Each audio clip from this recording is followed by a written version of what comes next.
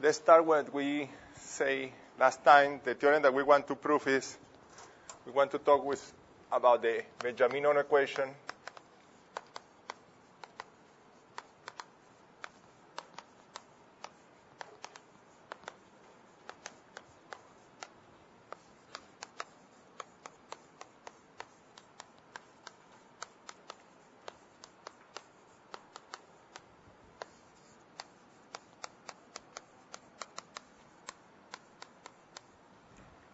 We define these spaces, the subole space that have n s derivatives, L2,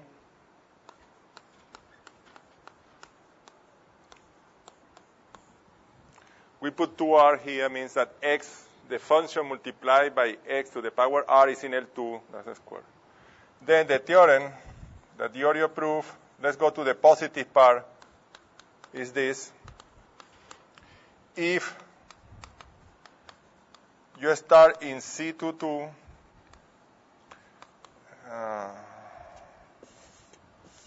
let's see, this problem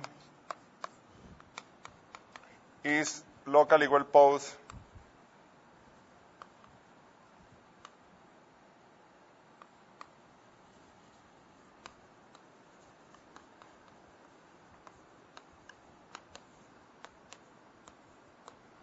I mean, if you put the data there, it will stay there for a short time. Right? Locally well posed means that you have existence, uniqueness, and you stay in the same space that you start. Second, if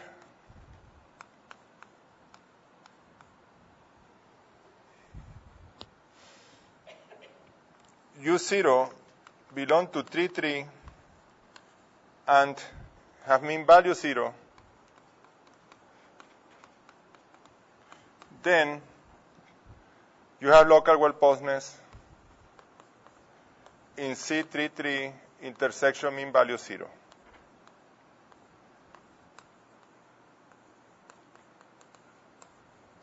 And everything is real. Okay, all our solutions are real. Okay.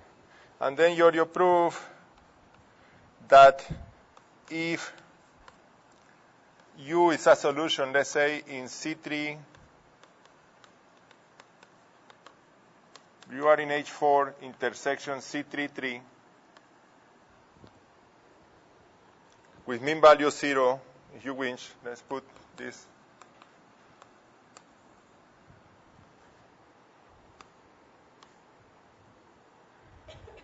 And there exists 3 different times, such that your solution belongs to C44, then you are 0.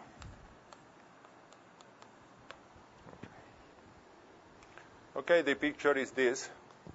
Roughly, all this is roughly. Here you are okay. Here you need the mean value 0.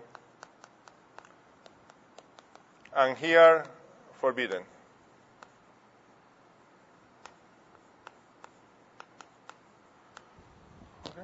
This is your result. This is a different stage. This is the first thing that he proved, and later he proved this. Okay. Then what we want is to prove with Fonseca, we were interested to see if we can fill the gap between integers. Okay? Then the first part we are going to prove is this theorem.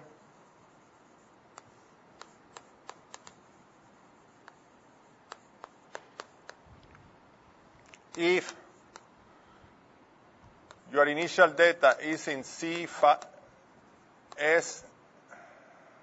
S with S less than 5/2, let's write this, star is locally well posed in this space.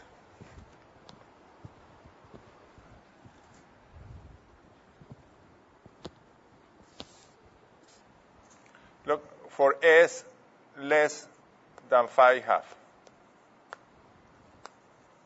That means that you can reach here up to phi half open.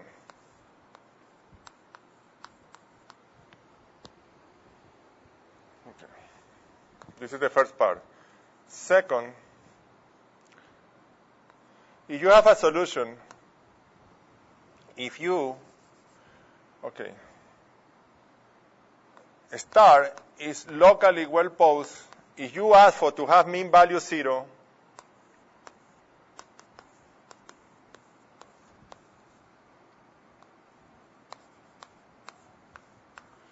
if you ask to have mean value 0, then you have locally well posed for S up to 7/2.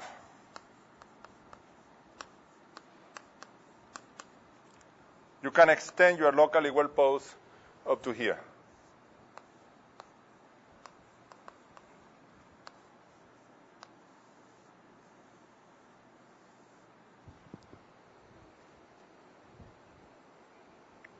And in fact,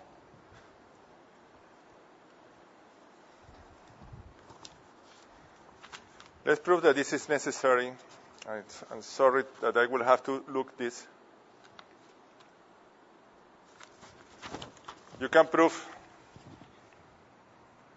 to be if you have a solution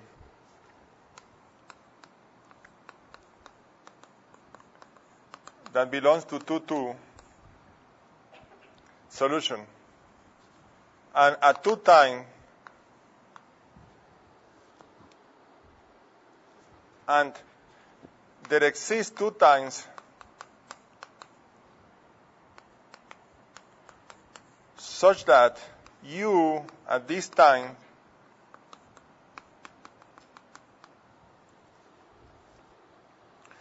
belong to C phi half, then you have mean value 0.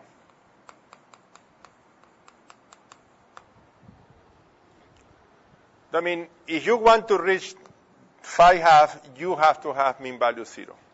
There is no possible anything. Okay. And number 3 is that you cannot overcome the 7/2. If you have a solution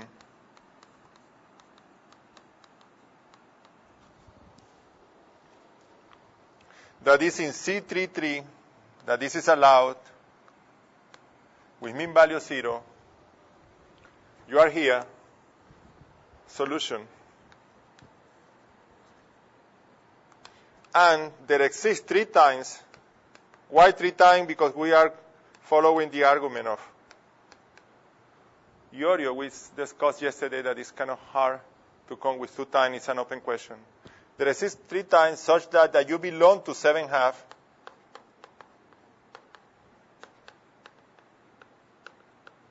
then you are 0. That means you have plenty of solution up to phi half, but if you want to pass phi half, you need this requirement. And there is no way that you pass 7/2. Then you have completely filled this in the real line there. Okay. Okay, let's try to prove some of the, at least give the sketch of the idea of the proof. Okay? Let's try to prove that you can reach 7/2. For example, phi half. Let's try to do that and to see which kind of technique you need.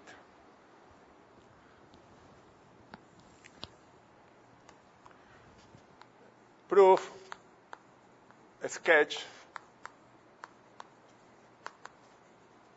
For example, let's prove 1.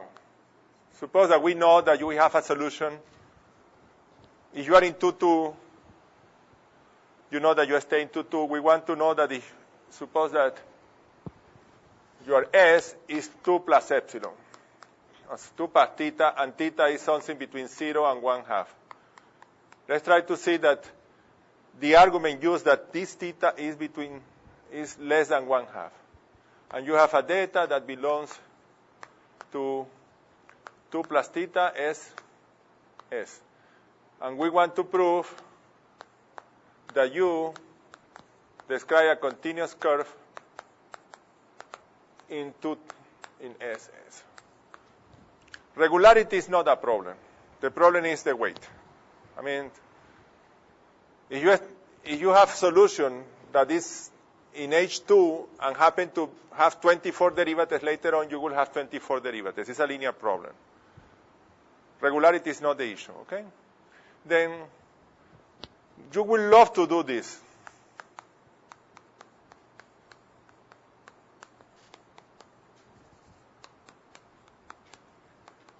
What do you want to do? You want to say, okay, I'm going to multiply this by x to the power 2 plus theta, and do the same thing and do energy estimate.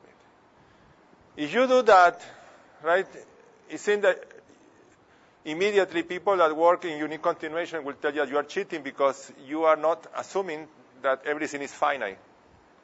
Right? This is a typical problem that you have. Then you cannot do that. You have to be a little bit more careful. Then this is the pain of the proof. And then you say, well, okay, I cannot do that like this. But since we have the previous result, we are going to multiply, we are going to write this. Wn of theta is, or alpha, is this function, is equal to x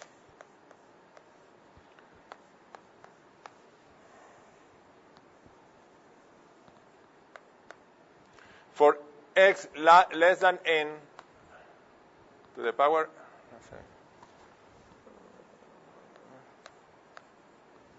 okay, I have to, I'm going to write my note here.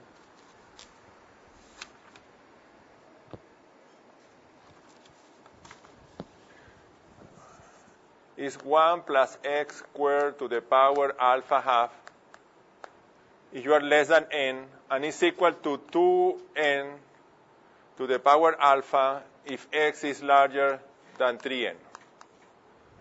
I mean, this is exactly what you want, but you are truncated. This is bounded.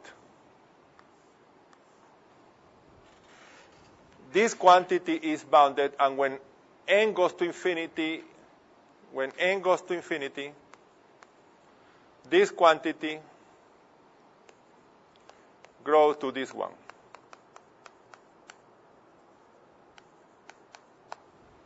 Okay, but it's bounded. Then you have the right to multiply by this, by Wn 1 plus theta. Remember that the result, you are assuming that we know the result in 2. For s equal to 2, we know the result. If you want to start with the proof from the beginning, okay, you have to do this case if you wish, or you say that you already proved it, you have this. Then you know that you have 2 weight and this, but you multiply by this one because you want to justify that you have derivatives here in theta and so forth.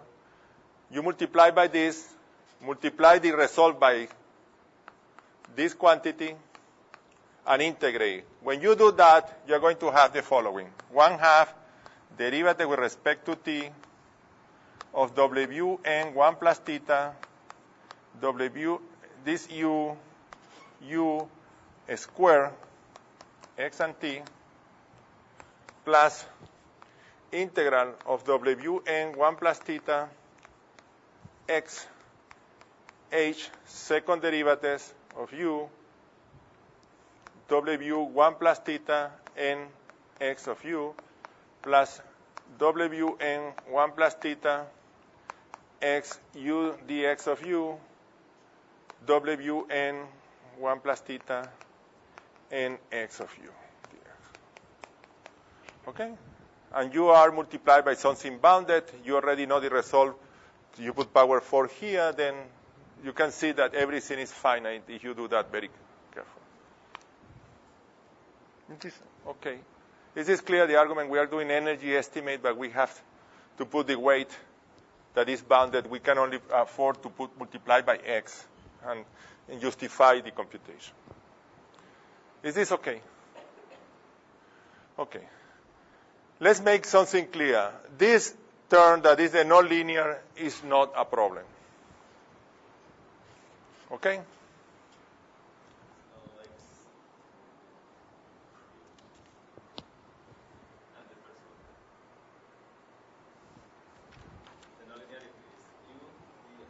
You. Thank you. Thank you.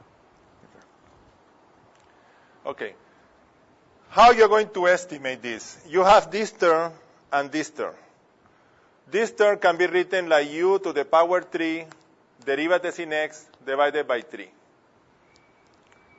Right?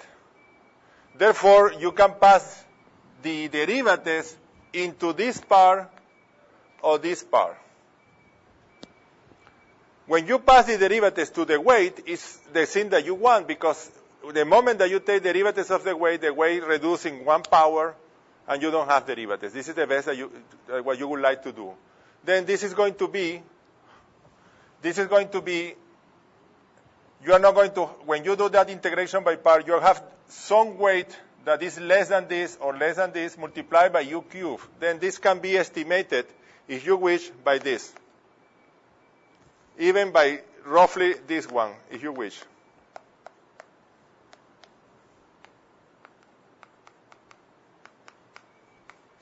If you don't integrate by part, you can do this. You put this one in L2, this one in L2, this one in L infinity. Since you are in H2, you control this by sub-OLED. This is what you are trying to estimate, then everything is okay here.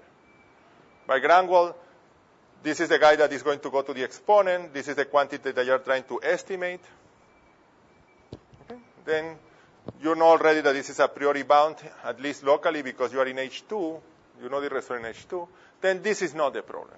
And it will never be the problem if you write it in the differential equation. Your problem is this guy. And why is the problem? Because this quantity in the side of the Fourier transform, the second derivatives, the Hilbert transform of a function is something like this.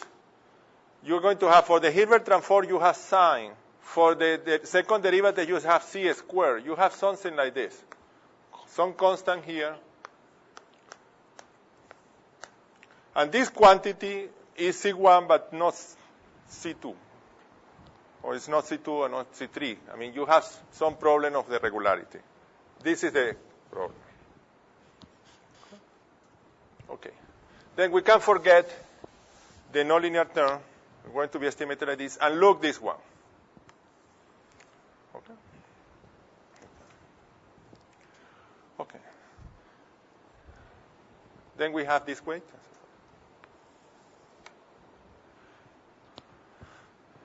Okay. Now, what is the bad thing of this term? You have this amount of weight that is 1, that is like x. Then you have like x squared plus theta here, and here you have like x squared plus theta. And still you have two derivatives, and you have to be careful with this. Okay. Then we have a theorem. Calderon commutator theorem tells you the following. Let's recall that. Commutator theorem. It says that if you take the Hilbert transform and you commute with multiplication by 8 and you put derivative here or there,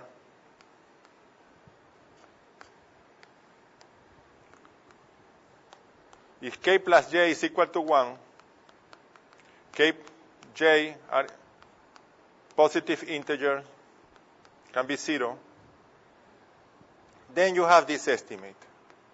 Let's do it in L2 to simplify it.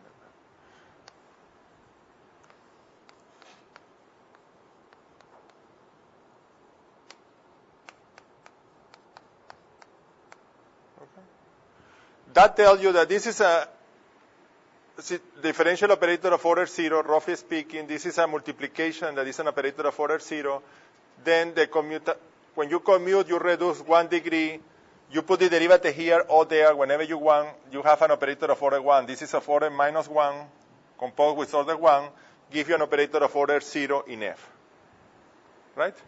Then, what we prove with Dodson, McGahan,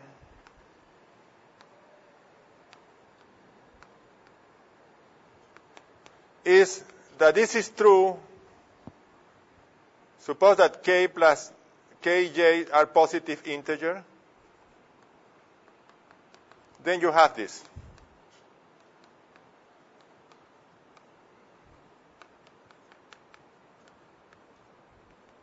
Now you are not restricted to the idea that this is 1.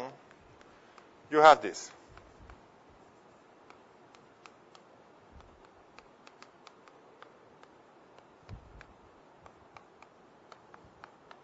That means this is an operator of order minus 1, and you compose from the right to the left by a lot of differential operators. It came out that this operator is not of order minus 1. It's as smooth as you wish. All the derivatives are going to hit A. No derivatives is going to hit F. And this is only because you have the Hilbert transform. It's not true even if you have the Ries transform or almost anything. Okay? Then you are saying that you can pass all the derivatives when you commute to the... Okay. Why this is true? Well, if you have an operator which symbol, suppose that you have an operator like this whose symbol is this, and you have a differential operator like this whose symbol is this, the commutative part of these two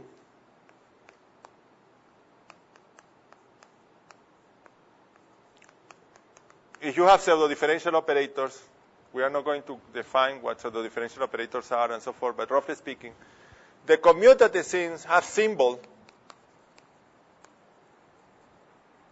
At least the first approximation is something like this. Is the derivatives of this with respect to x, derivatives of this one with respect to q, minus the other way around, derivatives of c with respect to q, derivatives of s with respect to p. This is the first. Suppose that these have order m, these have order m. This is the order m plus m minus 1. This is the first approximation to that. Okay? What happens if you have multiplication by a? This is your symbol, multiplication by a. If you have the Hilbert transform, what is the symbol? If this is the Hilbert transform, okay, the Hilbert transform is not a pseudo-differential operator, okay? This proof doesn't work. But what is this? This is the sign of C, maybe with an I here, with a minus or something. Okay, let's suppose that we can apply this formula. When you take derivatives of this in x, if this is A prime of x, that is what you expect. But when you take derivatives in C of the sign, you have nothing, except that you are going to have a delta, right? And here, derivatives in C in P is 0, derivatives of x of this is 0. Then if you truncate this part close to 0, you can make it a pseudo-differential operator, and you have something completely located. That's the reason why only work, because this is the only function that you have that have derivative 0. I mean, that is homogeneous. Okay? Of course, this is not a proof because the Hilbert transform is not a pseudo-differential operator because the symbol is not smooth. Right? But suppose that I truncate this. I put this is, I multiply this by a function that goes like this. Now, you don't see this part. This is 0. Right? I say, well, but you are doing a mistake. Okay, I'm doing a mistake, but the mistake is completely localized in the frequency. Then it's going to be smooth, because the derivative is multiplied by something that is finite. Okay, this is not the proof, but this is the feeling of this. Okay, this is the first approximation because you're going to do this. Let me erase. Okay, let's write how we are going to write this part. Yeah. Then you say W of 1 plus theta x Hilbert transform of this. I claim that I want to pass everything inside and use that this operator is skew symmetric. I want to pass this part inside. That's what I want. I want to put this here and use that the Hilbert transform composed with the second derivative is skew symmetric. Okay, I can pass this, the derivative multiplication by x. You have that if the function has mean value 0, then the Hilbert transform of x and f is equal to x Hilbert transform of f. Okay, how you prove this? You take Fourier transform. This is the sign. This convert to derivatives in the side of the Fourier transform. This is the sign. This is f. Okay? In the side of the Fourier transform, x is derivatives, Hilbert transform is sign, this is this. And of course, there are some constants, but let's forget all the constants. Then when you compute the derivatives of this, what do you have? If the derivative hit the sign, you have delta.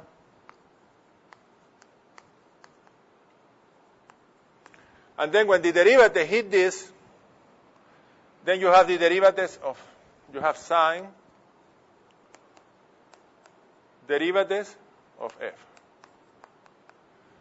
And this is exactly, if you put the derivatives inside, this is the sine of c, xf, like this, plus this part. This, if you go back to the definition of the Hilbert transform, you take Fourier transform inverse of this, give you this. Then you need this one to disappear. Then what is the value? Then I took this. Then if you multiply the delta by a function, the only thing important, this is exactly equal to delta multiplied by this number. Okay, because delta only cares what happens at 0. And this is exactly the definition of the Fourier transform at 0. Then what you are asking is this term to disappear. Okay? Therefore, if you have that, you have this rule. This rule is true if you have mean value 0. In particular, if you are applying this to a derivative, the integral of this is 0, then you can write this in this way.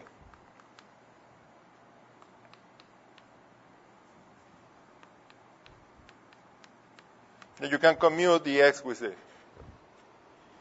Okay?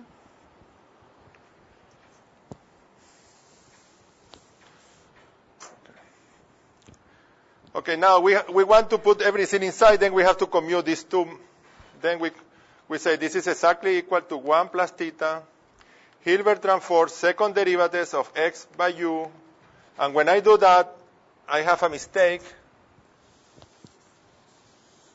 This is okay. Minus, then I have to subtract when the derivative hit here and hit here, then w1 plus theta, Hilbert transform twice, derivative of this. And then when second derivative hit here, you have nothing. Then to commute the x with the second derivative, you have to add this term. Then we are going to handle E1 plus E2. E1 is this term. E2 is this term. Let's go by step.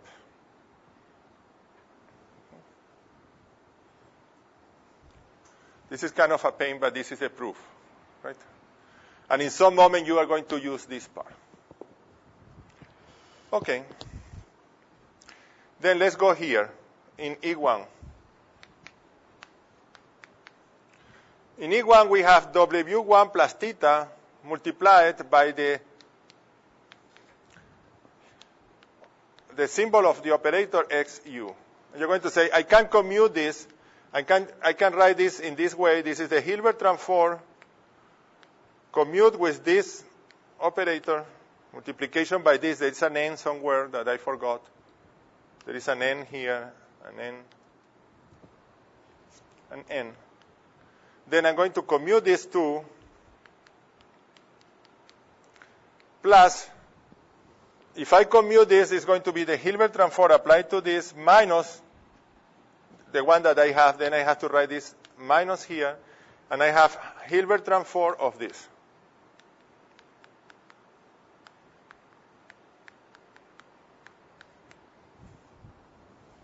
Is this okay?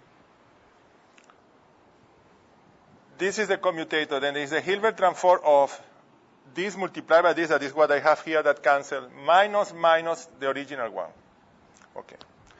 This part is perfectly fine. You can estimate this how?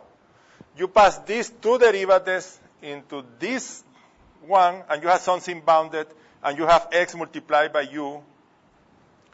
This is all this. Is going to be the second derivatives of this. In L infinity, x multiplied by u in L2, and using this commutator. And this is something that we previously did. We know how to do everything up to 2. Then this doesn't give you any trouble. Is this okay? Then we are here.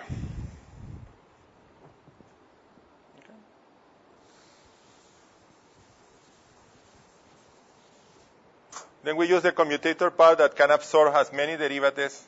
And since you have 2 here, when you take 2 derivatives of this term, this grow like at most like x to the power 1 plus theta. Then these 2 kill this, and this is bounded. This is bounded independent of n.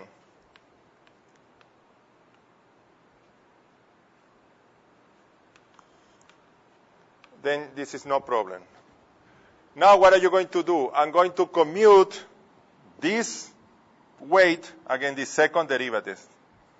Okay, and now this is going to be the Hilbert transform, second derivative of what u1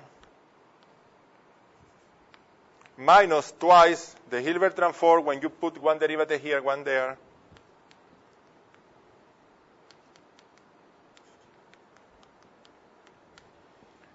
Minus when you put the 2 derivatives in the weight.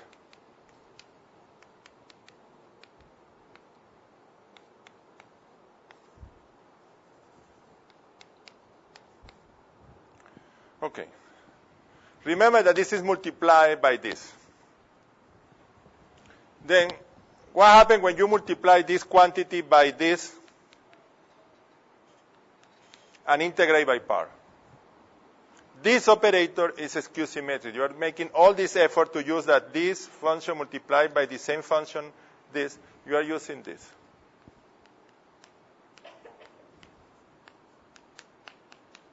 Then this part disappears. This is all the effort that you have done to use that the Hilbert transform composed with this is this. Then integration by part, kill this. This is equal to 0. This is also okay because you put the second derivative here. You take 2 derivatives in something that grows 1 plus something, that this is less than 2, this is going to be bounded. Then in L2, the Hilbert transform is an isometry. Then this is going to be bounded. This is bounded, and this is in L2. Then all this is bounded by something of this sort that is okay. Then this is the only one that remains to prove, to bound. Okay? This one and this one.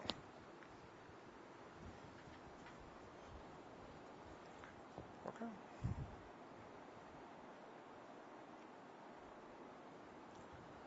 Okay.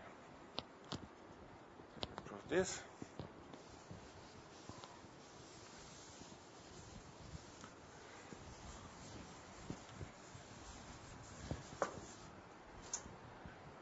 Okay. Let's see that this term that remained is quite similar to the one that we haven't done, that is E2. E2 is this one. Then there are 2 terms that remain to be estimated, is this one.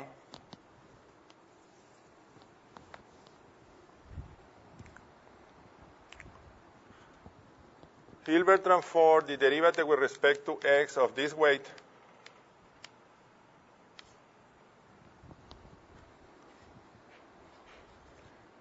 dx of xu multiplied by what you are always multiplying, wn,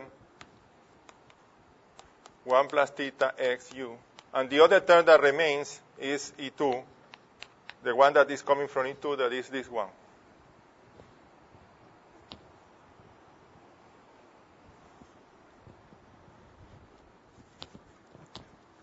This is W of 1 plus theta h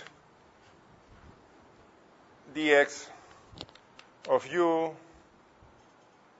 Wn 1 plus theta x of u.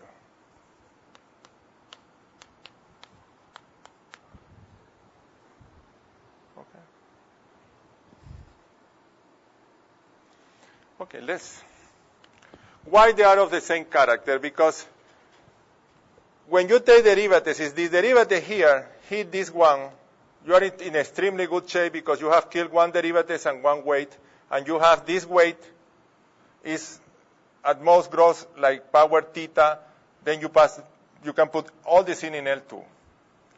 When this derivative hit here, you are in a bad shape because now how much weight you have? You have one derivative of this multiplied by x. Therefore, you have something that grows like 1 plus theta, and you have one derivative in x. Then you are exactly more or less at this level. Okay? Then let's do that. The proof of this is similar. Okay?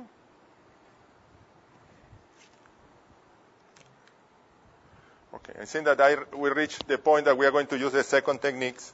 Let me see that I haven't. Okay.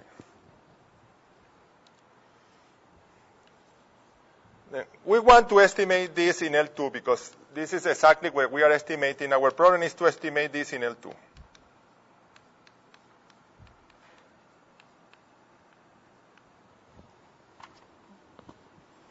And this, for all practical purpose, is, you can write it like this.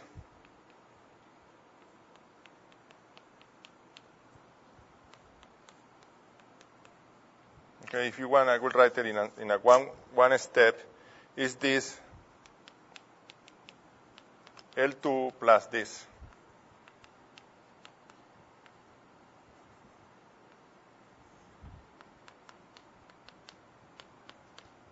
I'm bound one of this power.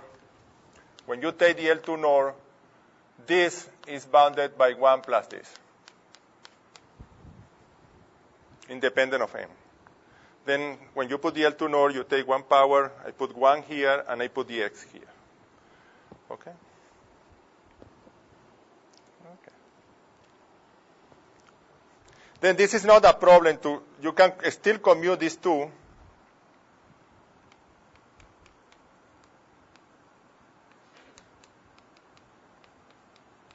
You can still commute these two because you have the derivative here. This gives you mean value 0 when you integrate, and you have this.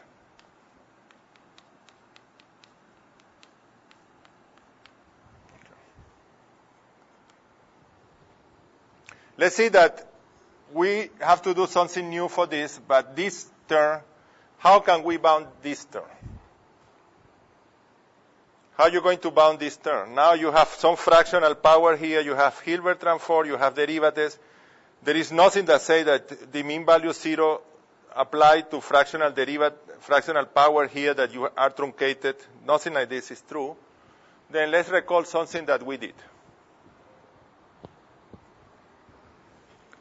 Then let's see, I have to erase all this.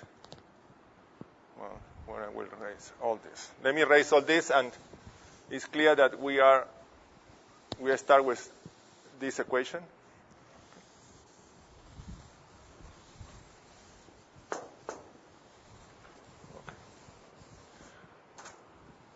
Remember that we use that the condition of AP weight that is due to Mackenhouse.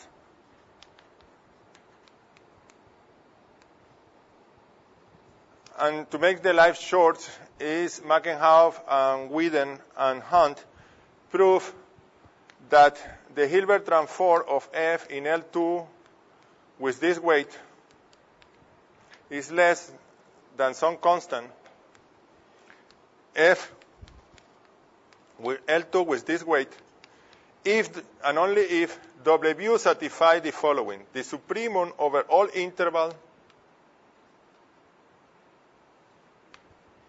of the average of your weight. This is a positive function, by the way. W is positive, local integrable. multiplied by 1 over this of the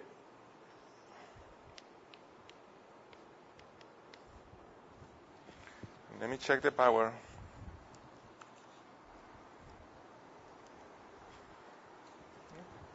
Is finite.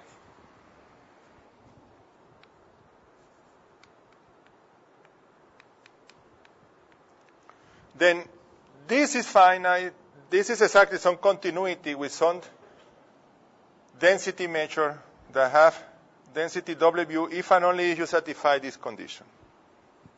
Okay? It came out that this weight, let me give you something. X, if you take W of X equal to X to the alpha, this is an A2 weight. This is the condition to be an A2 weight. You satisfy the A2 weight. This is an A2 weight if and only if alpha is between -1 and 1. In other words, you have continuity with this weight here that is X to the power alpha if and only if this alpha is between -1 and 1. It has to be symmetric. And this is the A2 condition, and this is due to Mackenhouse and Hunt and Whedon. Okay, therefore, and now let's be careful. What this means, this notation means this.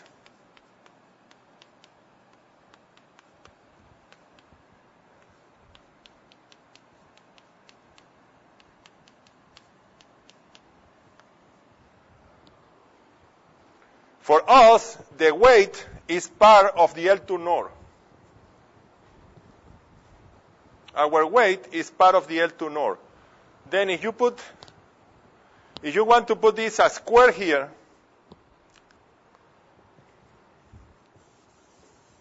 then this is true. X 2 alpha dx is less than this. X 2 alpha dx, if and only if what? 2 alpha is between -1/2 and 1/2. Right? You have to, since the weight, you are not putting this like this is L2 of this. Your weight is part of the L2 norm. This is the weight that is coming here. You're going to take a square of this. Then you need that this power that you are putting here, 2 alpha, is less than 1/2. No?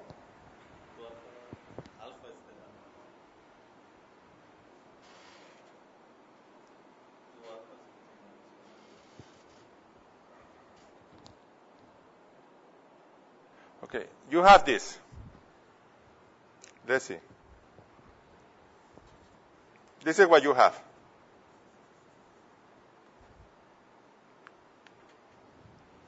Okay? Okay, if I call this 2 alpha, then I have this.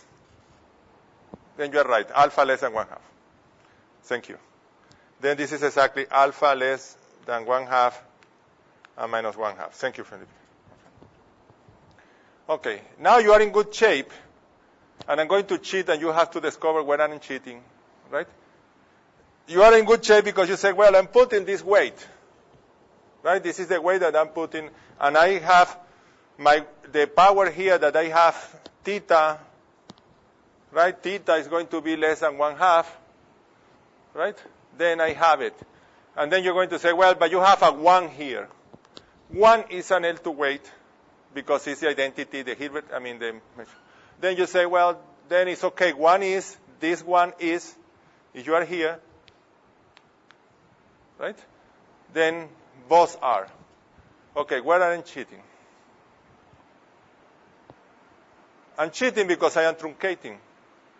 Then you have to prove that when you truncate, you are still an A2 weight. I'm truncating here at the level n. My function is something like this. Right? Well, maybe with bigger than 0, It's something like this. Okay. Then you can prove that all this weight satisfy this condition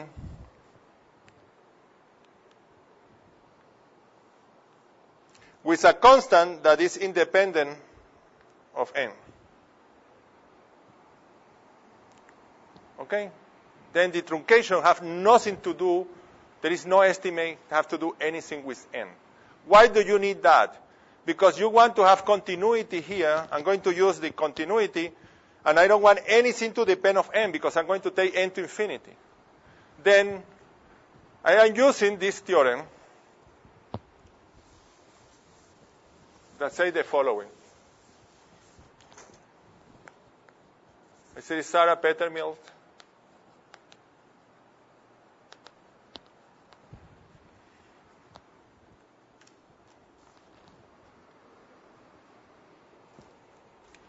The theorem says the following. If P is equal to 2, that is our case, we're working in LP, this constant, the continuity here, this continuity that depends on W, there exists a universal constant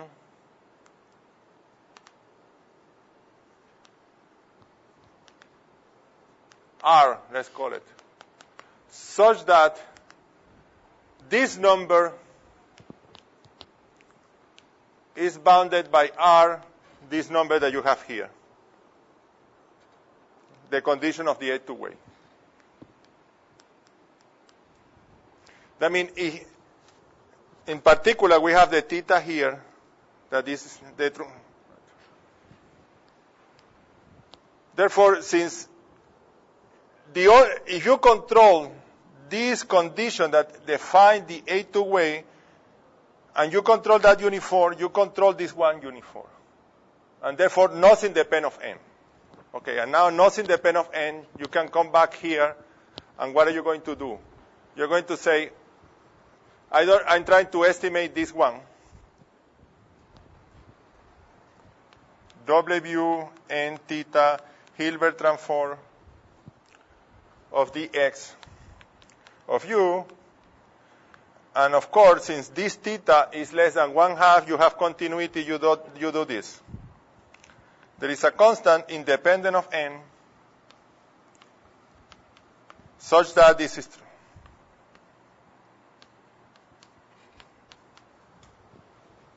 Okay. And this is less that you have power 1 here.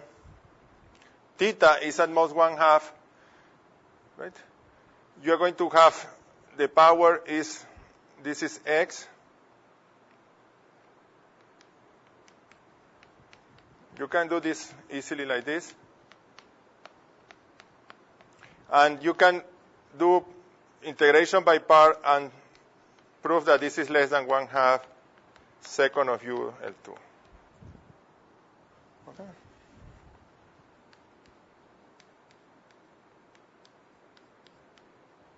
Therefore, this is something that we already did because the 2 we know the 2 again.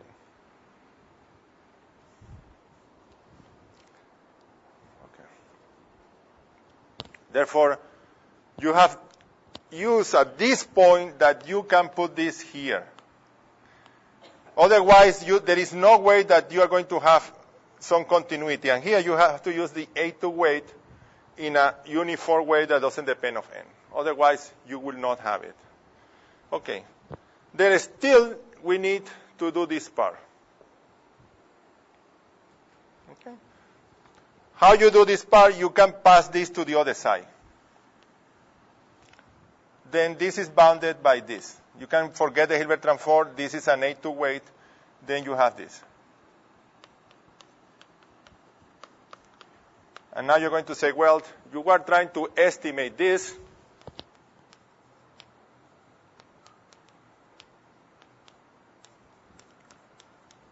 And you finish that you have to estimate this.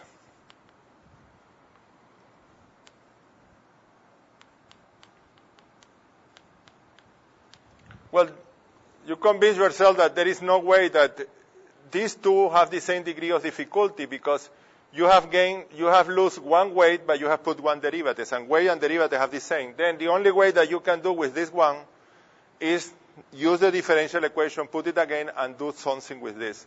And with this one, you can close. You will repeat all this, and you will see that this.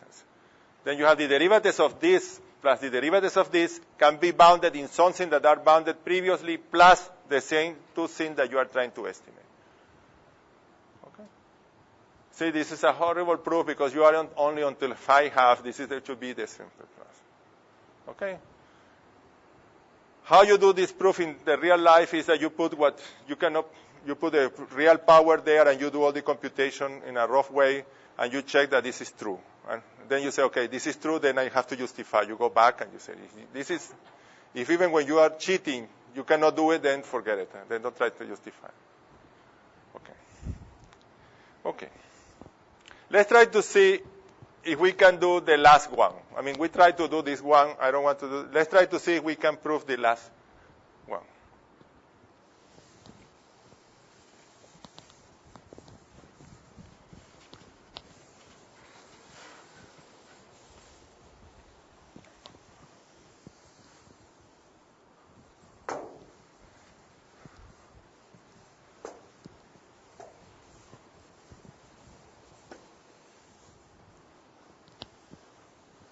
Okay. In the last one, if you put everything together, you say, suppose that I start with a function that is infinity with compact support. You cannot ask for a beta decay. If this is not zero, then your solution will not belong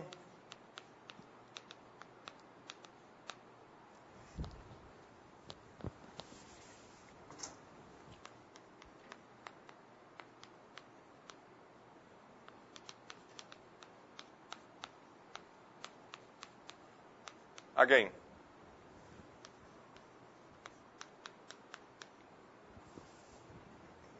If this is zero, then you have that x to the power 7/2 minus epsilon for u of t belongs to L2 for t different than 0. But then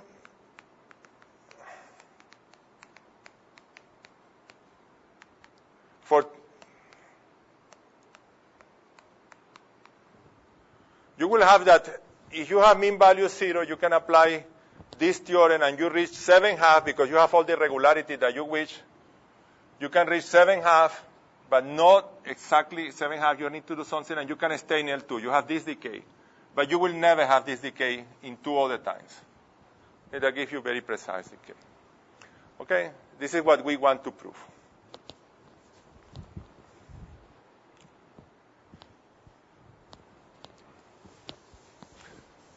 Okay, then how do you prove this theorem?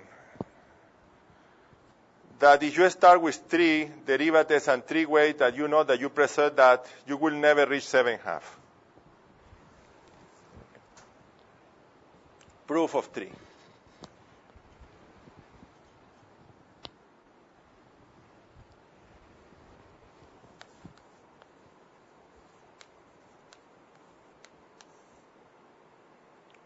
There is a technique here that is quite nice. It's the following. This is a definition. Sometimes when you take fractional derivatives, most of the time you pass along the Fourier transform. I mean, you define, since you have alpha half of f is, roughly speaking, this, right?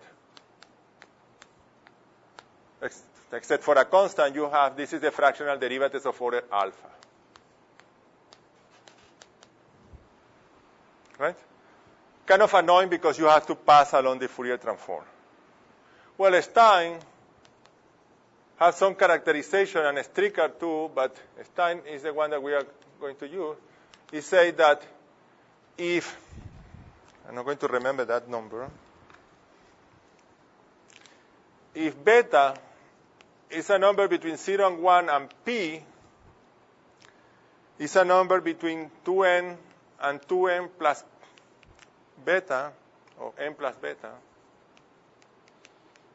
less than infinity, then you define d beta of f of x equal to this quotient.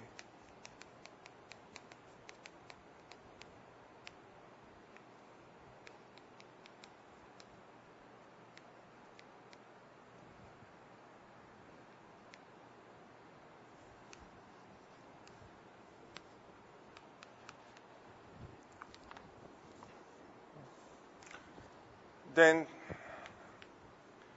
these quantities are equivalent. F and LP plus the derivatives of order alpha. Okay, let's write these derivatives like this because it's not the normal one. Derivatives that we wrote there are equivalent to this one.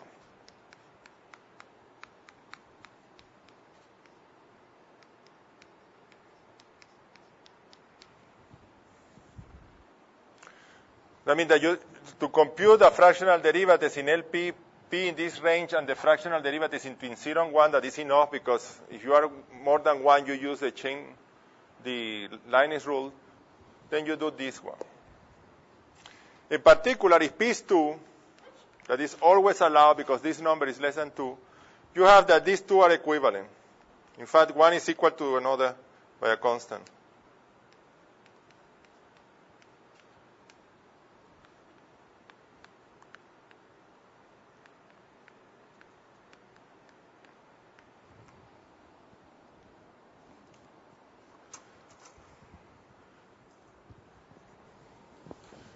Then you can deduce some corollary from this. They are very useful, and it was kind of strange that people don't know that. Suppose that you want to take the derivatives, fractional derivatives of a product in L2. You're going to have, if you use this is in L2, you take the L2 of this, you take the L2 of that, you use the trick, you have this. Very simple. 4 lines, you prove this. Beta between 0 and 1.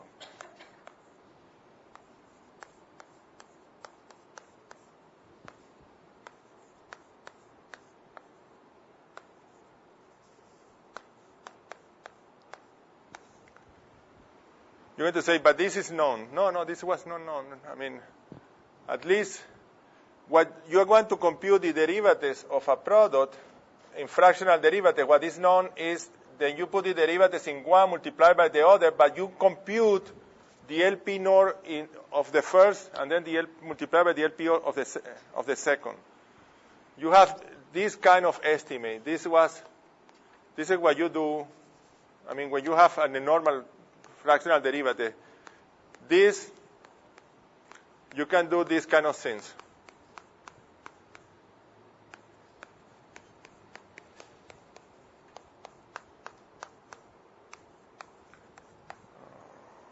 And then this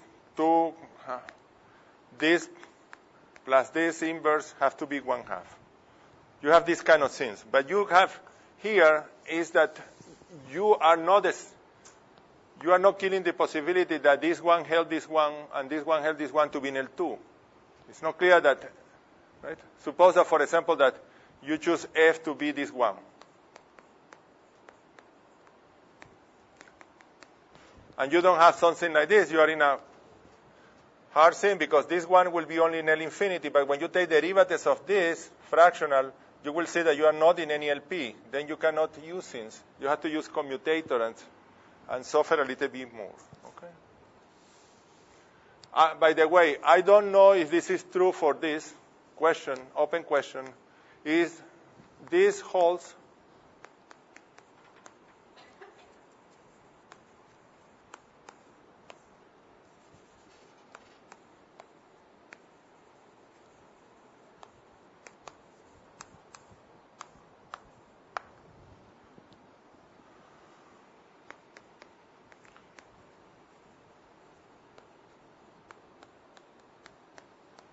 If you put P here, is that still true?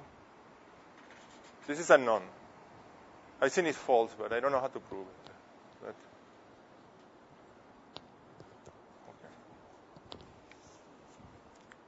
okay, this is a good thing when you're going to apply the Leibniz rule and so forth. This is something that we are going to use. And you have another trivial thing, but it's completely automatic to prove. Proposition. Suppose that you have a function that is in L2. Let's write it in L2. It's true in LP, but make it simple. Suppose that you have a function that is in L2. Suppose that there exists a point in R such that the limit from the left exists and the limit from the right exists. If they are different, that means that you have a jump, then this function doesn't belong to H1/2.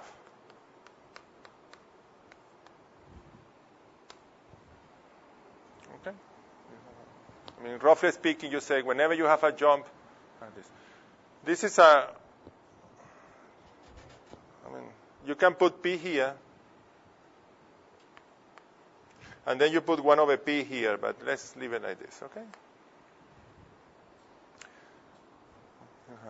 The proof is very simple if you go here. Okay, it's very simple. Okay, we are going to use this. Okay, and in the last 40 minutes that we want to prove this. Then we want to prove 3.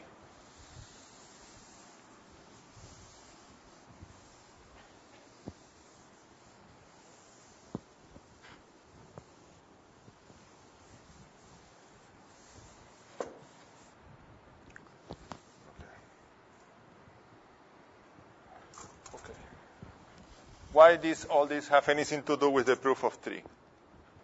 Proof of 3.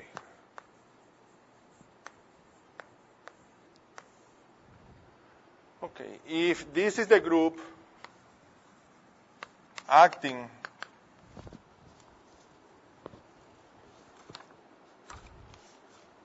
I need to put the sign are going to be important, then it's kind of, okay. This is the group applying to the initial data. This is the one that gives you the solution of this. Let's write it like this. If you want to solve the linear part, you take the Fourier transform here, the Fourier transform here, the Hilbert transform gives you the sign. This is give you C squared. Then what you have is the sign multiplied by C squared gives you this. There are some constant, but you forget, you write this way. Therefore, your solution, U, can be written this way.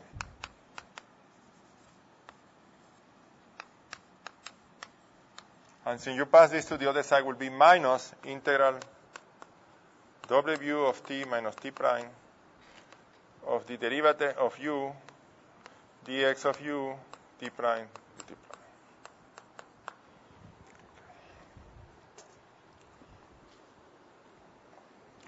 And what is exactly that we are assuming? We are assuming that U is a solution here, and in 3 times is here. Okay. Then notice that U is continuous in 0t, taking values in A33 with mean value 0. Moreover, in some times, this Tj is in C 7/2, 7/2. That implies immediately that you have this regularity. If you have this regularity in any time, and you are good enough the rest of the time, you have this extra regularity. It's a linear problem. Then you have here.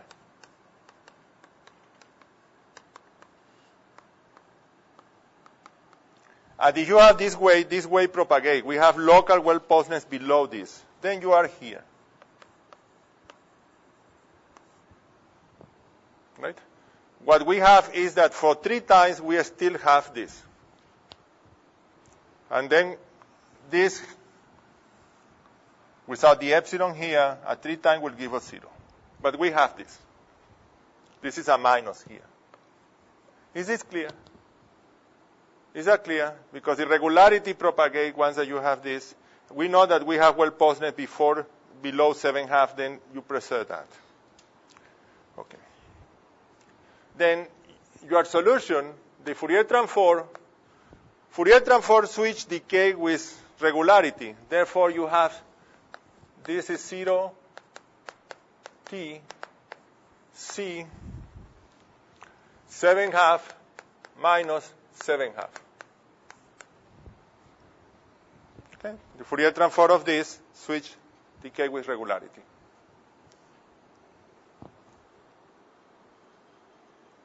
And the convolution of these two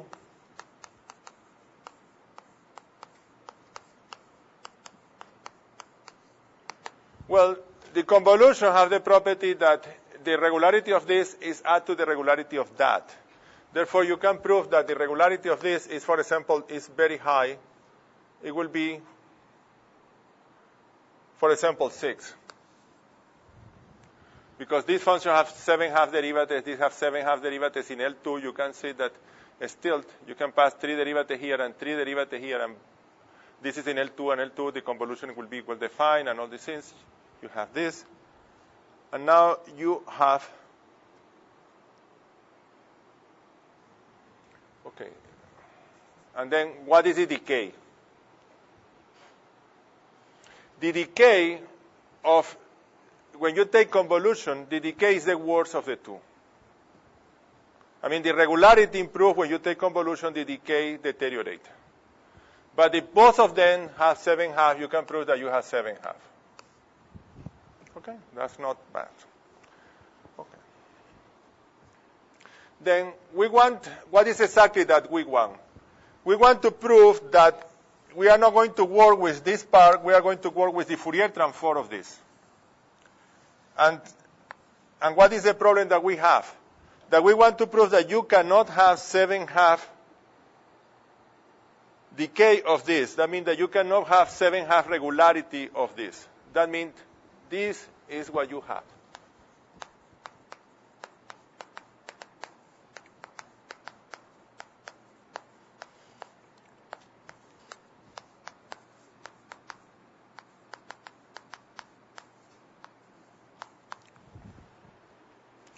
Oh, I put a minus, then better put a minus everywhere. Then I have to take Fourier transform here. What is the Fourier transform of u multiply? Let's write it. That's it. U dx of u. That is like dx of u squared over 2. Fourier transform of this. ct prime dt prime. Okay? Okay, we have all the right to take derivative here up to order. Okay. We can take 7.5 minus, and only we can take derivatives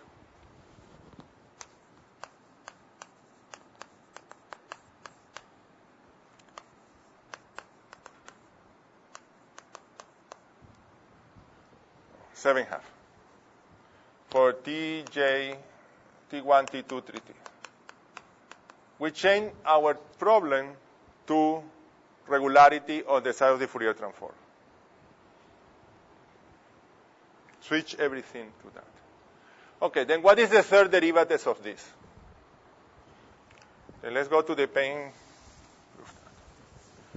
Okay, and I'm going to copy because otherwise it will be, what is the third derivative of this?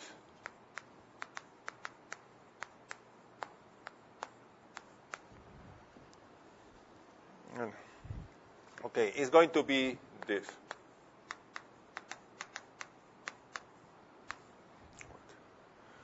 AI t cube c cube u0 minus 12.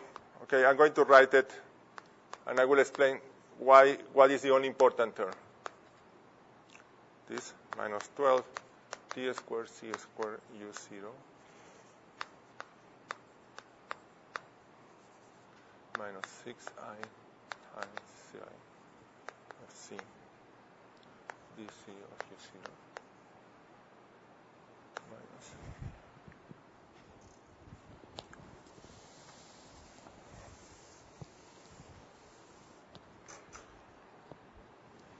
6it.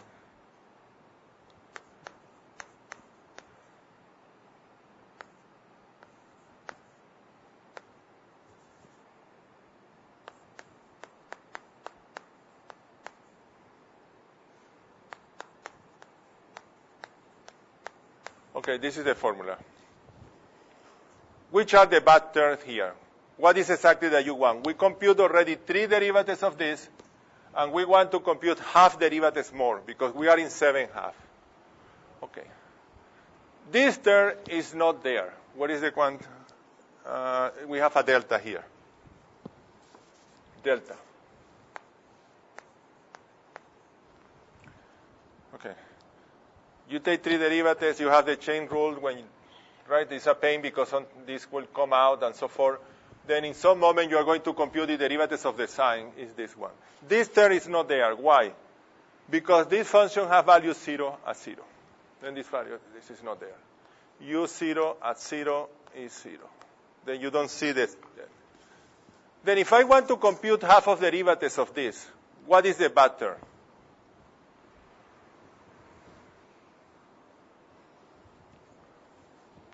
To put half of the derivative will be half of the derivative here, and that will become weight inside, right? Derivative here will half of this, half of this. Derivative here will be something. Then if you go and see what we have, this is the only bad term. All the other ones you are going to be able to handle. Let's see if we believe that.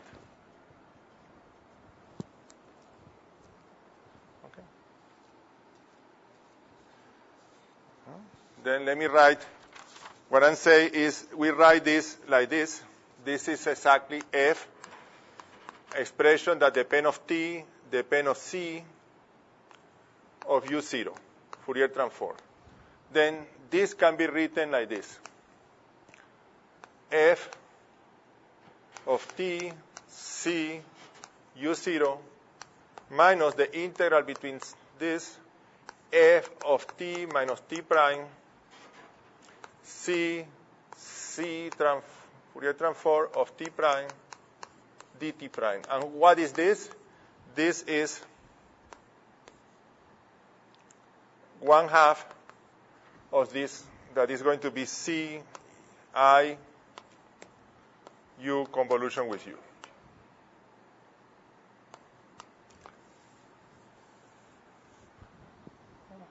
This is okay if I use this notation to define all this.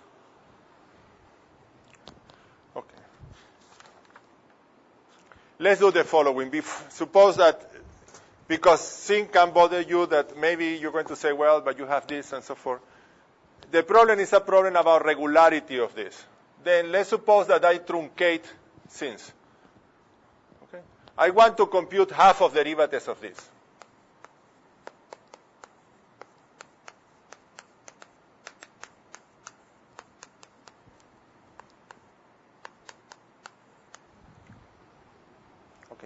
If I do this trick, suppose I take C is a nice function, C infinity compact support in R. Suppose that C is equal to 1 when you are close to 0, and it's equal to 0 if you are far from the origin. Okay? Yeah.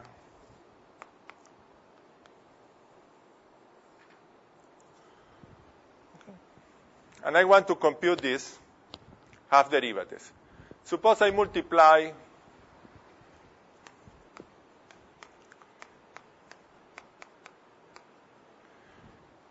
everything by that, and I do this.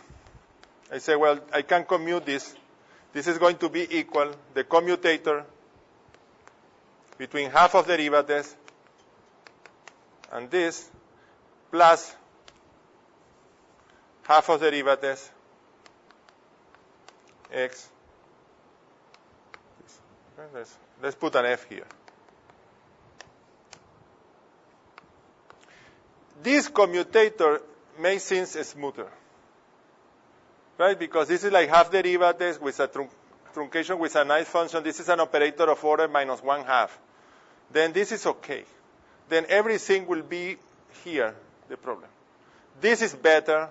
If you have enough regularity of this is not going to, it's not a differential operator. It's an operator of order minus 1/2, if you care, order 0. Then what you really have is this. I can put the truncation inside. Then I can put the truncation inside. I have this.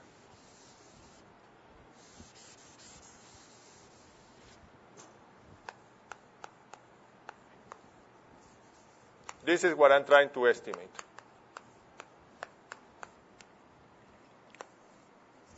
F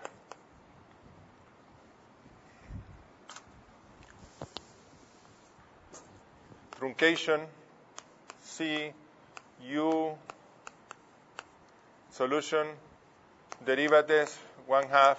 I'm trying to do this, and this is exactly equal to this 1/2 truncation of the F of T C U0. Okay. Now you can believe that if I truncate here,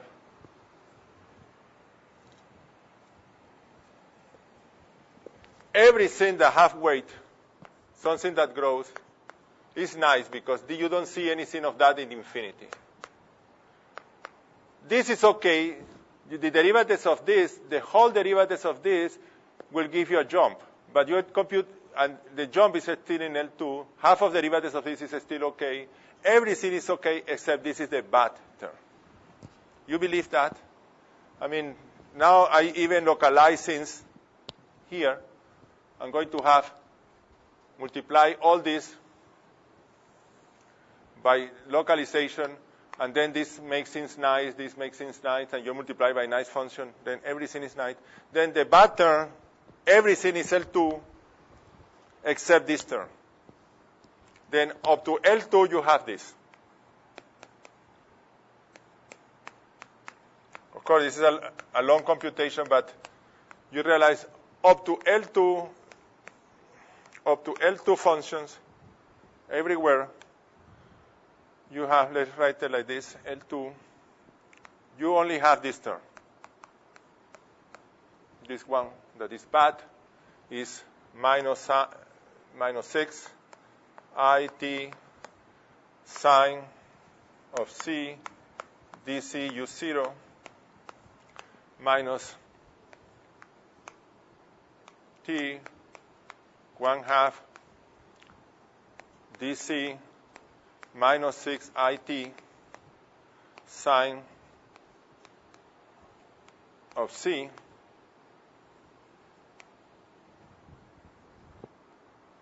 I 2 U convolution with U as a function of C and T prime here dt.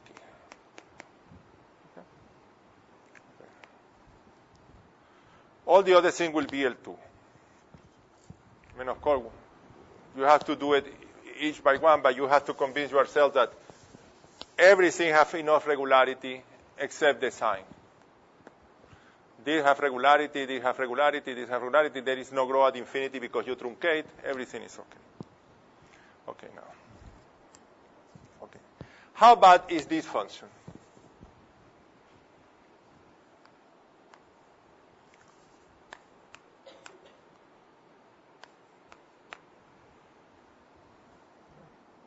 How many derivatives this function have?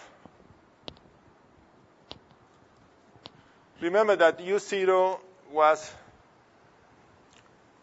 you can say that this was there. Then the derivatives of this will have 5 half derivatives. Then this function is nice. This is C1 function, if you wish. This function is in C. For each t, this function is in H. Phi half, I remove 1, then it's I remove one, you are in phi half, this is in H2, if you wish. You have enough of this. Then this function is in sig1 by Sobolet. Okay? The same business here. Then, if I do this function,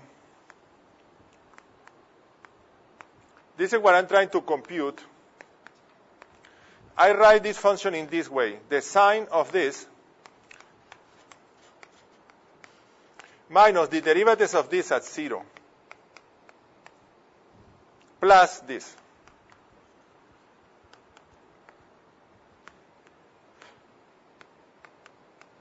I subtract this constant, I add this constant. Okay. Now, what happened with this function? This function vanishes at 0.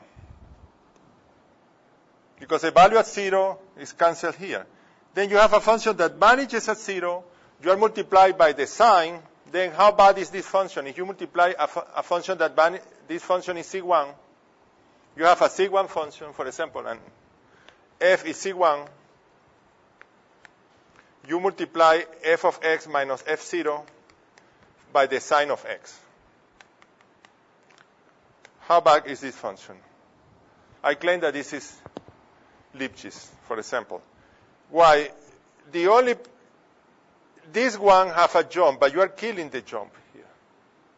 And this function is Lipschitz. Therefore, when you have this truncation in x here, remember this is a truncation, then you can compute the half of derivatives of that in one full derivatives. Then you can subtract this part and see that this function has half of derivatives. Then everything is okay, and now you don't have to write this, you write this. This is truncation here, minus 6 it sine of c, the value at 0, minus, and the same argument here, you subtract this value at 0, and you see that this function is good enough. This is even better. And then everything is okay. You have everything is located. And you will see that you can compute even one full derivative. Therefore, what you have is this.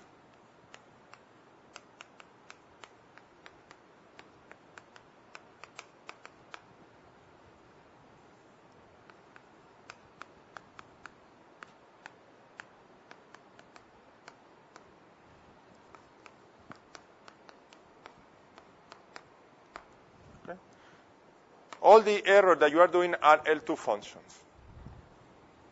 Then you subtract and add this part. And by the way, this is an argument of Raphael Iorio. Okay? Maybe not with fractional derivatives, but with real derivatives. Okay, your problem now is you are claiming that this function is in L2. This one is in L2.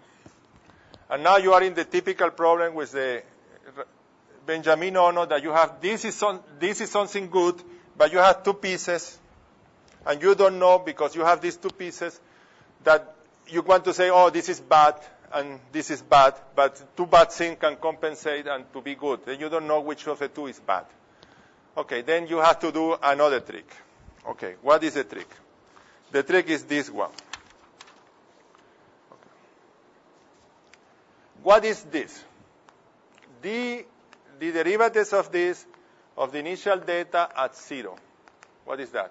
This is x of u evaluated at 0.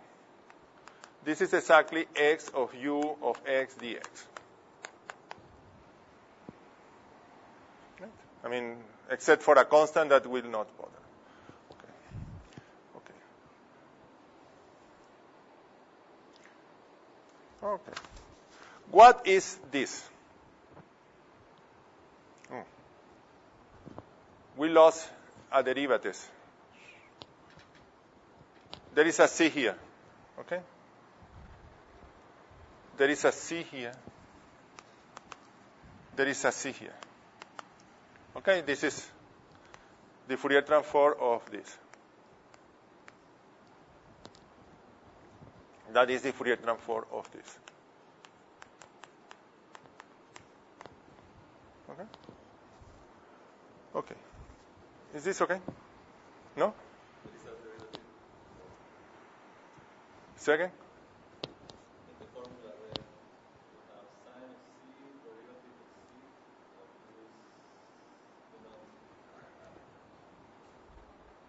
Oh, this one. Yes. Yeah.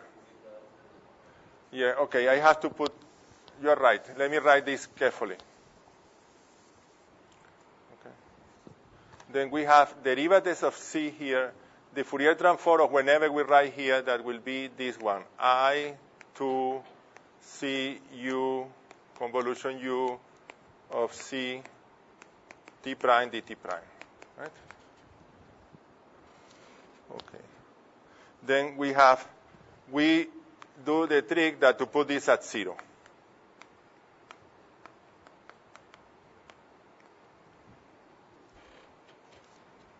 All this evaluated at 0 T prime dt prime. Okay, thank you. Okay, we have this part is this. Let's see who is all this.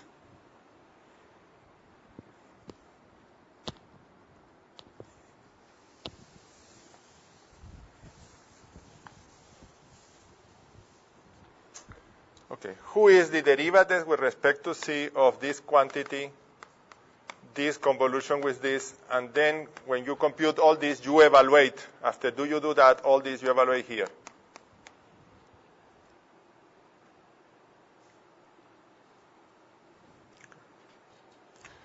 Okay, let's go back.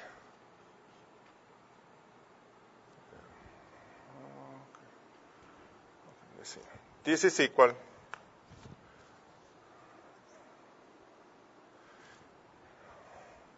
This will go like this. The derivatives of this hit here. Okay, then I have. Okay, let's help me here. Why this is going to be this?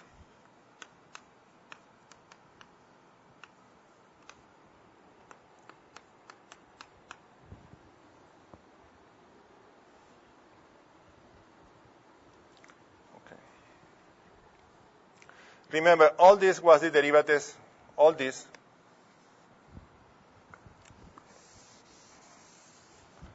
Was the derivatives of U. All this. If you put this C inside, is to put an X with I there. Then this is equal to this. Okay, let me write that carefully. This is dC of U dx of U, and this is exactly equal to put the x and the I mean, in the front, and then this is I x U dx of U, maybe with some. Do you believe this formula? Okay, let's see. This is what this term is coming from this. There is no reason. The 2 was because we wrote that with this. This is the derivatives, and now you want to put this here. You have to put this I here to get the right formula. Is that okay? Okay, who is this? This is exactly equal to minus I, the Fourier transform of all this, evaluated at 0. Then the Fourier transform evaluated at 0 is just the integral of this.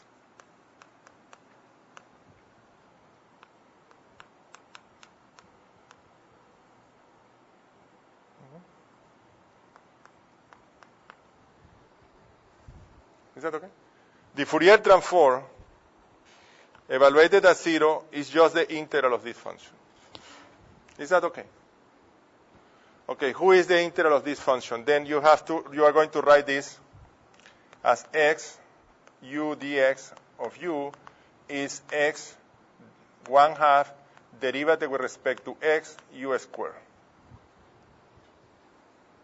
And now you integrate by part, and you're going to say this go here, and that gives you a minus. Then this is I u squared of x t prime dt prime. Maybe with a half somewhere. Is this okay?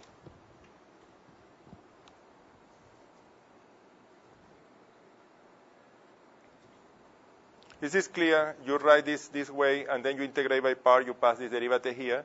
You pick up this minus, become plus. Therefore, this is exactly I to dl2 nor. But the L2 nor is preserved, is this.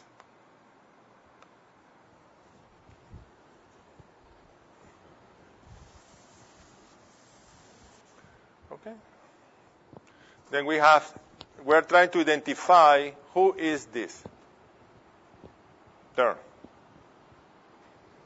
Then we roll back everything in terms of the Fourier transform. We have this.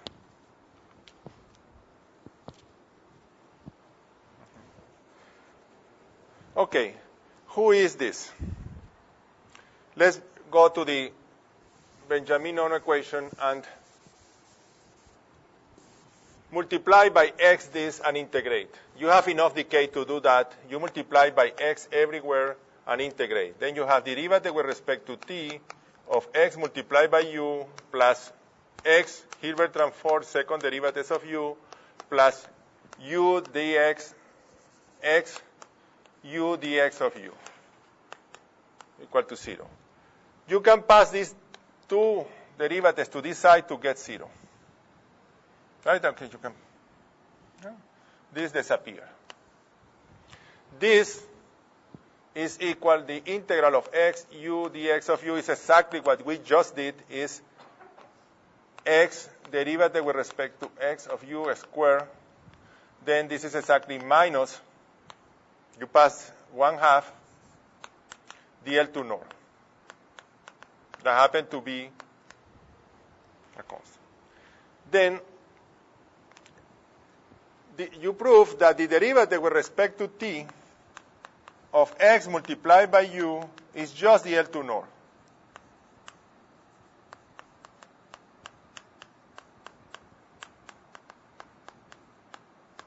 Therefore, this quantity here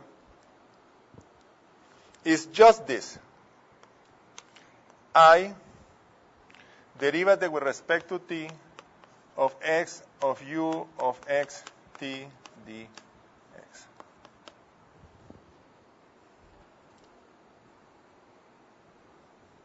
This is correct.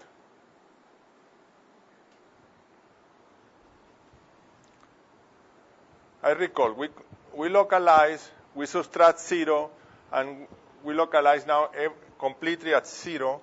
We recall who is this by that formula, and we got that that was equal to this expression. But this expression is this one, and this is the L2. But the L2, this is the U1, is preserved. The L2 nor is exactly the derivatives of the first momentum. Then there is an I here and 2. Therefore, this one have an I. Do I have a minus? Am I missing the minus?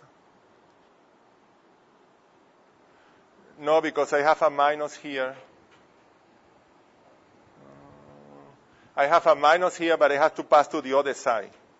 Okay? I have this minus is here, but I pass to this side. Then what I have is this. You integrate by part. Here you have a minus in this side. You pass to the other side. What you have is this. Then I have it. Is this okay? Okay, write this. Instead of write all this, write this. Here. Let's go here. Okay, this is the integral between 0 and 1 and t. The fractional derivatives of this minus 6. And of course, this t should not be t because I am evaluated in t minus t prime. This should be t minus t prime.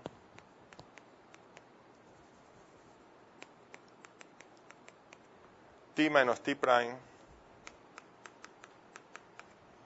6i t minus t prime sine of c. All this is what we have there is I derivative with respect to t of this quantity, x of u x t prime dx. All this t prime.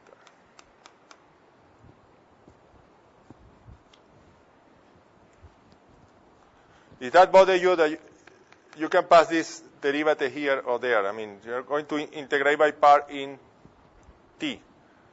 And we have the right sign, right? We have 1/2. Okay. Let's integrate by part to see what do we get of this. When we integrate by part here, we're integrating by part. We have the derivatives of this expression that depend of t. We are integrating in t prime. And then we have to pass the derivatives in where? Oh, Jesus Christ. Don't tell me that I erased this.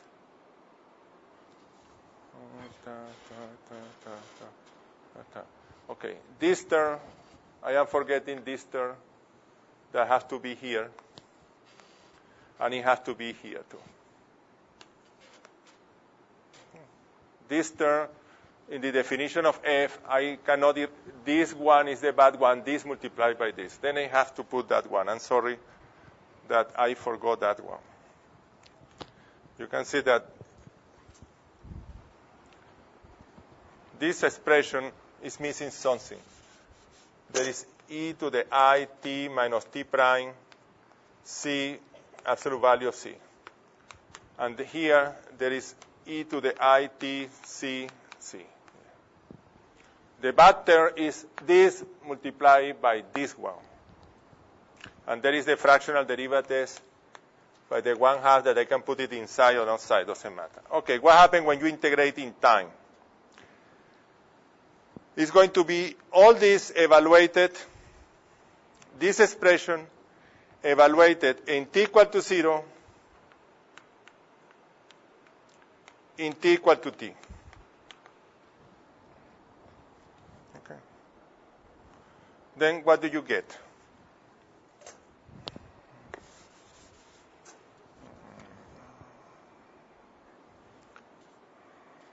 Okay,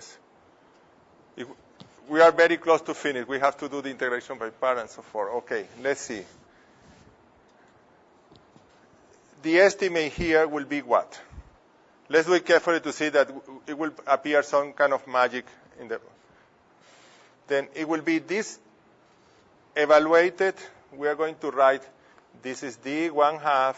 We don't have e to the I t minus t prime c c truncation minus 6 I t minus t prime sine of c I x u x t prime dx, all this evaluated in t prime equal to 0 and t prime equal to t.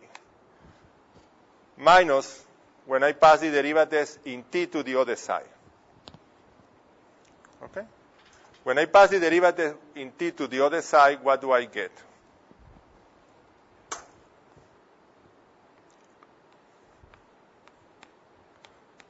The derivatives with respect to t in this side of what? Of e to the I t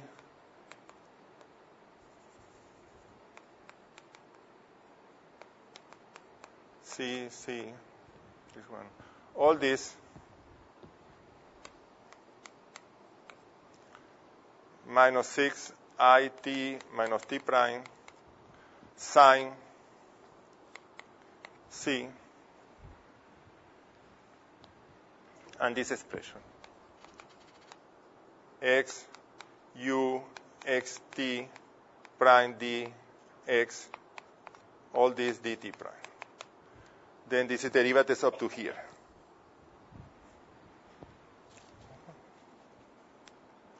Okay. What happened with this part? Let's be careful with this part. When you take derivative with respect to t, here, let's do this part. We have two pieces. When you evaluate in t equal to t prime equal to t, this part cancels. Then you have to evaluate in t prime equal to 0. Then you have one piece that survives, that is this.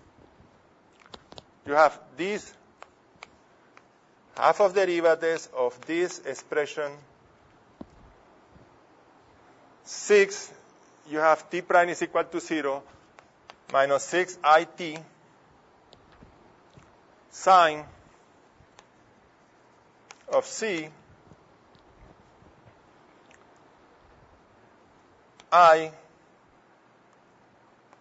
x u of x, and then I evaluated in t prime equal to 0. Then this is 0 dx. This is what I get.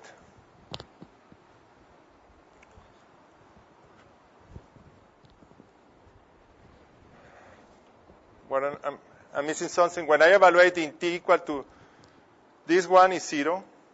When I evaluate in t prime equal to 0, I have this is 0, this is 0, this is 0, and I forgot the exponential. E to the I t c t 6 I t, and let's be careful with the sign. T prime is equal to 0. Is this minus this? Is this okay? The evaluation, there are 2 points in the integration by part. When you evaluate here, you get 0 because you have this term. When you evaluate here, you have this term. And hopefully there is a minus here because you evaluated in the second one. Is that okay? What did you get from the linear part? Go to the linear part, what do you get? Who is this, according to what we did before?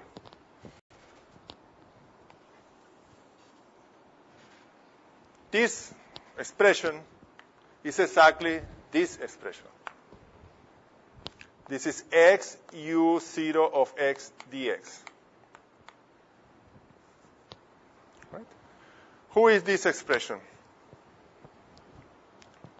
It will be this one.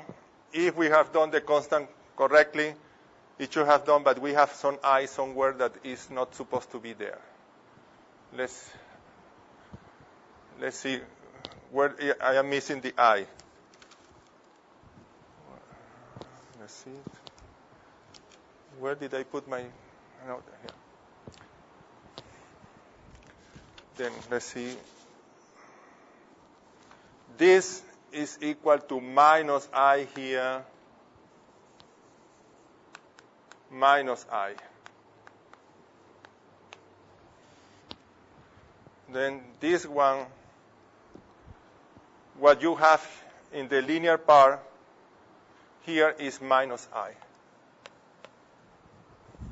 All this is this. And by the integration by part, the term that gives integration by part is exactly equal to this. This should cancel. Therefore, you only survive with this one. And let's write the only thing that survives. Okay? Then we have this expression now. We are reaching the point that is hard to see anything, but we are there. And you will see why do you need it 3 times.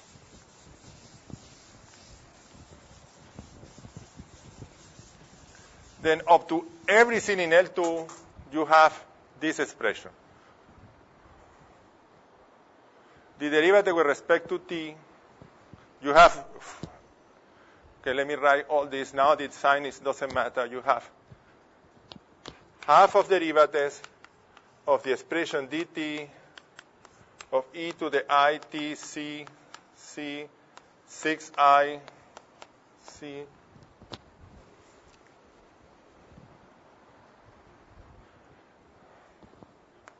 t minus t prime sine I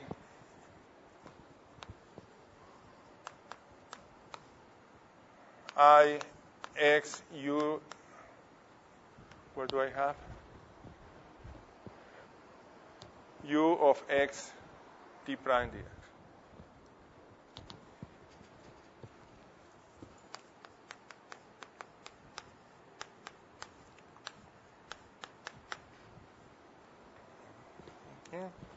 And I have t minus t prime here.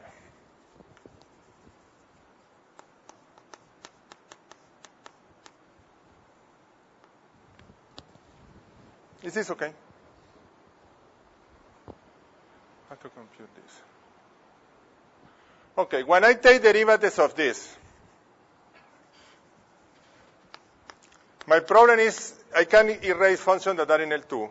When I take derivatives of this, I have two pieces. When this derivative hit here, and when this derivative hit here. When this derivative hit here, what do I get? This is the first one. When this derivative hit here, you're going to have minus I. Then you are taking derivative with respect to t prime, that is the variable of integration t prime. Then doesn't matter what you do, you are going to choose, you're going to have minus I c c coming down, and then you have all the same expression. T minus t prime, c c, this one, sine, this. This is independent of c, not dependent of c dx. This function is extremely nice as a function of c. You truncate, this is the sign, but this vanishes at 0. Therefore, when the derivative hit here, you don't have any problem. Your problem is when the derivative hit here.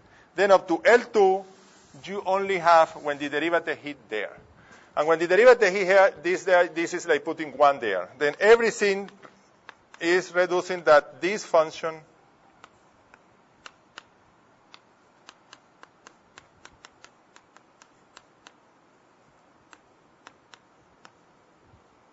let's forget all the constant now. We are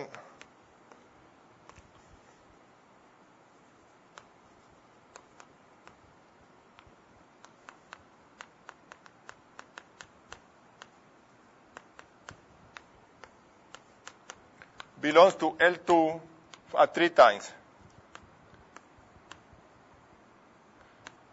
All the other one belong to the 2 all the time. Then we don't have to worry. Then this is your problem. Okay. Then remember the theorem that we proved that say if you compute half of derivatives and you want to be in L2, recall this theorem. Going to have.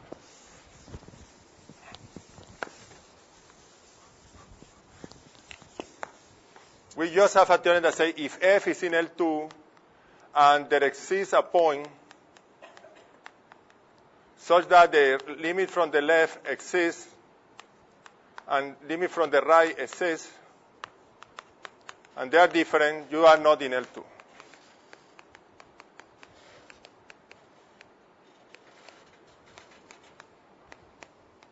This is not in H1 half.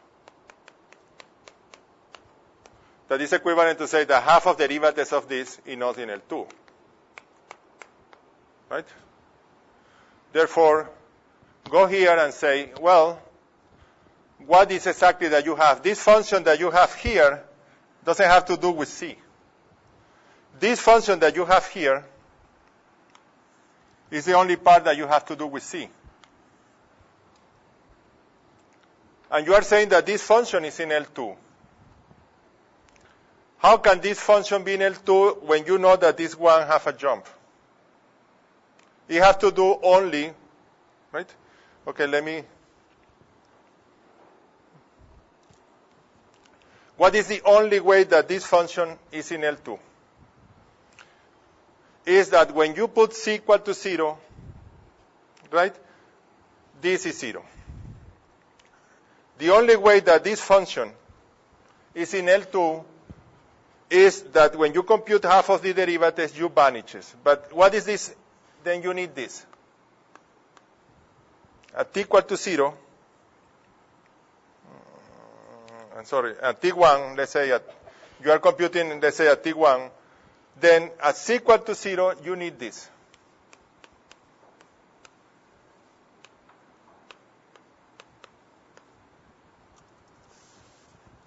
What is the value of this function at t equal to t1 and c equal to 0? Then this is going to be integral between 0 and t1 this is going to be what you have. The only way that you have is this.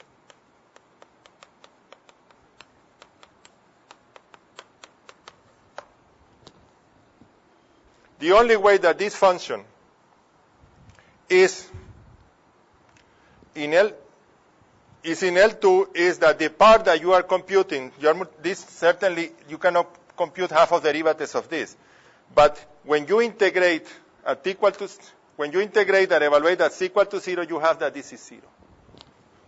This is the only way. Okay, let's see if we can express this. You are computing something that is going to give you infinity, but you are doing an integral. It may be the only survive that you have that this is that when you integrate this at equal to 0, you get 0. If this expression is 0, right? When you evaluate this as equal to 0, you have multiplied by something that is 0. You need this. This all implies this. What is the value of this expression as equal to 0? Okay, you're going to have this is the sign, this is this is this. Okay? Then you say, what is the value of this at equal to 0? Well, it's going to be this expression. If this is 0, you are okay. You are killing this singularity. Did that make sense or not? Therefore, you need this. Then you have this business. Therefore, you need that between T1 and T2, that you are in L2, you have that x u of x t prime dx dt prime is 0. And now you have this between T, another T. But let's recall, who is this? What is the derivative with respect to T of this expression? This is something like, I don't remember that we compute this is exactly L2.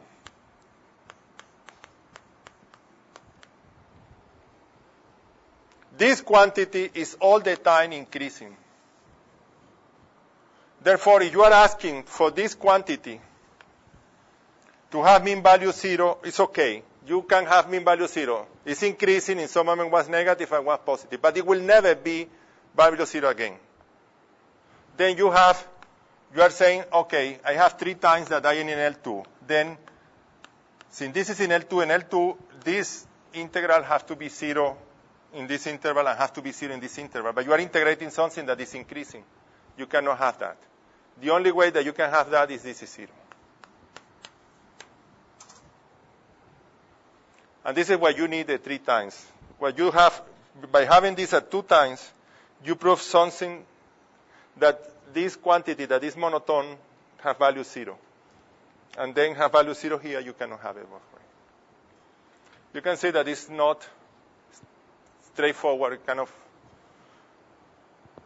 very polluted, but again, how you prove that? You go to the worst term, and you try to handle this. This trick of the integration by part, right, with integer derivatives is in Raphael paper. Okay, it's not ours. Well, thank you, and I'm sorry that I take the 2 hours completely. Thank you.